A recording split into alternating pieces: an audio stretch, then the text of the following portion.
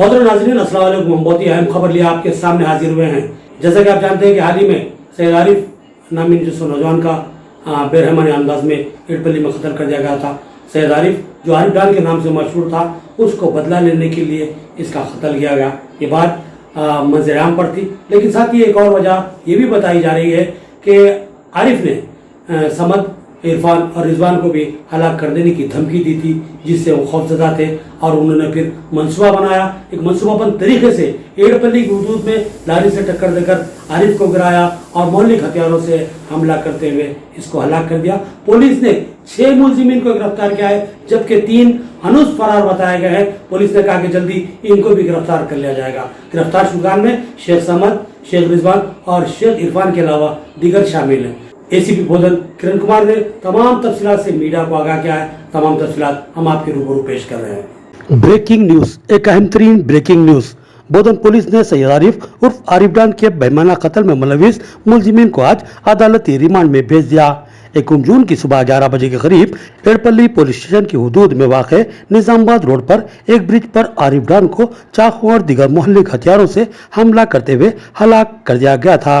सैयद आरिफ बोधन में एक पेशी के इल्तिवा के बाद अपने 3 साथियों के हमरा 2 अलग अलग मोटर बाइक्स पर निजामाबाद की सिमत आ रहा था कि एड़पल्ली के करीब एक ब्रिज पर लारी के जरिए सैयद आरिफ को टक्कर देकर गिरा दिया गया और पीछे से कार में आने वाले हमला आवारों ने चाकू और दीगर मुहल्लिक हथियारों से मुतअद्दिद वार करते हुए सैयद आरिफ को शदीद जख्मी कर दिया था, जिसके बाद सैयद आरिफ को सरकारी दवाखाना बोधन ले जाया गया, जहां डॉक्टरों ने इसकी हालत को सख्त नाजुक बताते हुए निजामाबाद सरकारी दवाखाना मुंतकिल किया, लेकिन इस वक्त तक सैयद आरिफ ने दम तोड़ दिया था। सैयद आरिफ के कत्ल में मुलविस मुलजिमीन की गिरफ्तारी के ताल्लुक से आवाम में तशवीश थी। आज सुबह यानी 5 जून को एसीपी बोधन ने सर्कल पुलिस ऑफिस बोधन में एक प्रेस कॉन्फ्रेंस से खिताब करते हुए मीडिया को इस कत्ल से मुतालिक तमाम तफसीलात से वाकिफ करवाया और मुलजिमीन को भी मीडिया के सामने पेश किया। एसीपी बोधन किरण कुमार ने बताया कि सैयद आरिफ उर्फ आरिफ डान के कत्ल के इल्जाम में 6 मुलजिमीन की गिरफ्तारी अमल में आ चुकी है, जबकि मजीद 3 मुलजिमान फरार हैं, जिनको जल्दी गिरफ्तार कर लिया जाएगा। गिरफ्तार शुदगान में A1 शेख सबुद्दीन उर्फ समद 29 साल साकिन मुजाहिद नगर निजामाबाद, A2 शेख इरफान उम्र 23 साल साकिन हाशमी कॉलोनी निजामाबाद, A3 शेख रिजवान उम्र 20 साल साकिन धर्मपुर हिल्स निजामाबाद, A4 सैयद अतीक उम्र 23 साल साकिन हाशमी कॉलोनी निजामाबाद, A8 शेख करीम उर्फ करीम लाला 57 साल साकिन धर्मपुर हिल्स निजामाबाद, A9 शेख सोहेल उर्फ चरपटा सोहेल उम्र 26 साल साकिन आटू नगर निजामाबाद शामिल हैं, जबकि 3 मफरूर मुलजिमीन में जिनकी शनाख्त A5 महमूद बेग उर्फ फदू साकिन नागाराम निजामाबाद, A6 सैयद सोहेल उर्फ छोटू सोहेल साकिन बाबन साहब की पहाड़ी निजामाबाद, A7 शेख इमरान लारी ड्राइवर साकिन दोड्डी कुमरा नगर निजामाबाद शामिल हैं। एसीपी बोधन किरण कुमार ने तफसीलात बताते हुए कहा कि 1 जून को सैयद आरिफ उर्फ आरिफ डान पेशी के इल्तिवा के बाद निजामाबाद वापस हो रहा था। वो एक बुलेट मोटरसाइकिल चला रहा था और उसके पीछे खदीर नामी शख्स बैठा हुआ था, जबकि एक और पल्सर बाइक पर एजाज और शन्नू सवार थे। ये लोग पेट्रोल डलवाने के लिए रास्ते में ही रुके, जबकि आरिफ और खदीर आगे की सिम निकल गए। मुलजिमीन इनके ताकुब में थे। एड़पल्ली के करीब एक ब्रिज के पास एक लारी में इमरान और छोटा सोहेल 10:30 बजे से ही आरिफ डान के मुंतजिर थे।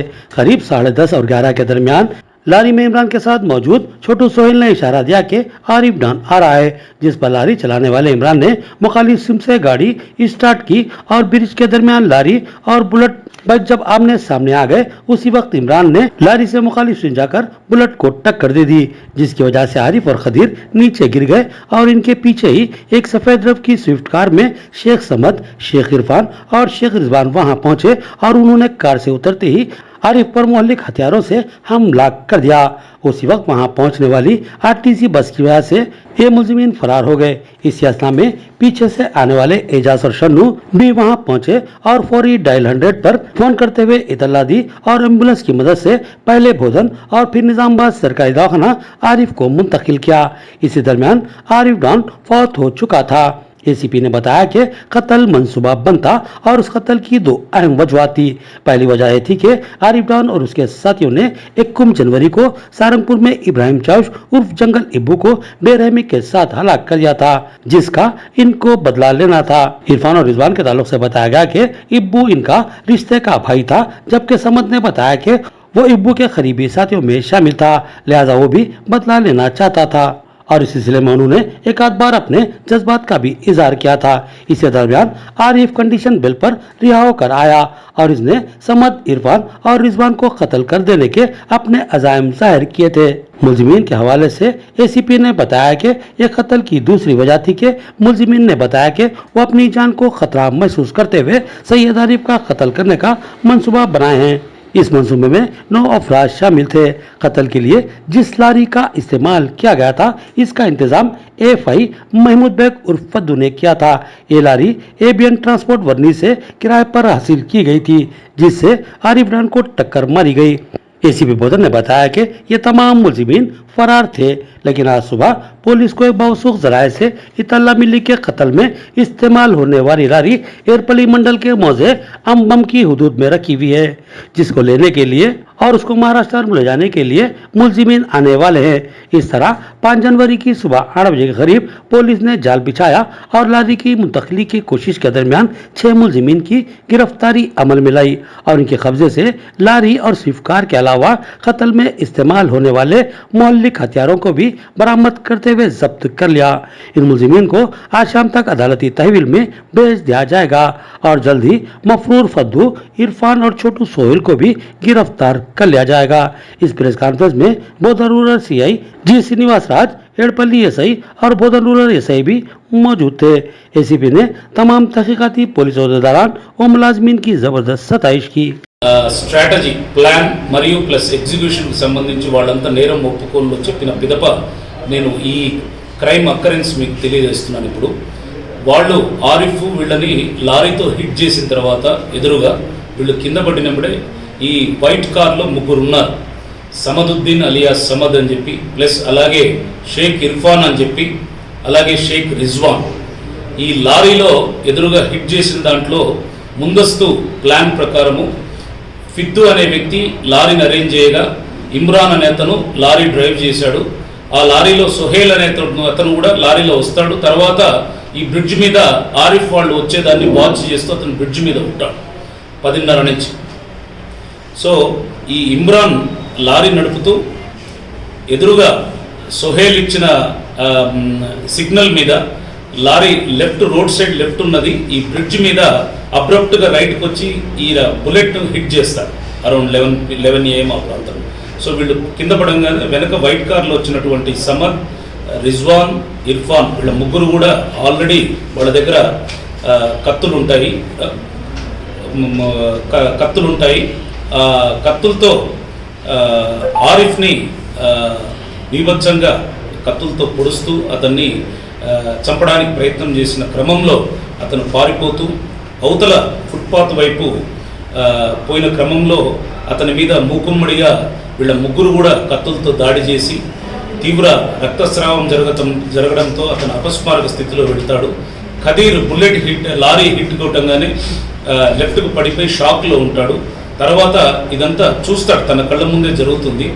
ఖదీర్ తర్వాత ఎదురుగా ఒక బస్ రావడంతో ఆ బస్సులో ఎక్కి పారిపోవడానికి ప్రయత్నం చేస్తున్న క్రమంలోనే పబ్లిక్ అంతా ఆపి ఇతను అపస్మారక స్థితిలోకి వెళ్ళిపోయాడు, చనిపోయాడు అనుకొని పబ్లిక్ అంతా ఎక్కువ మంది గ్యాదర్ అయ్యారని వాళ్ళు భావించి ఆ కారులో వాళ్ళు అక్కడి నుంచి పారిపోతారు, సమద్, రిజ్వాన్ అండ్ ఇర్ఫాన్.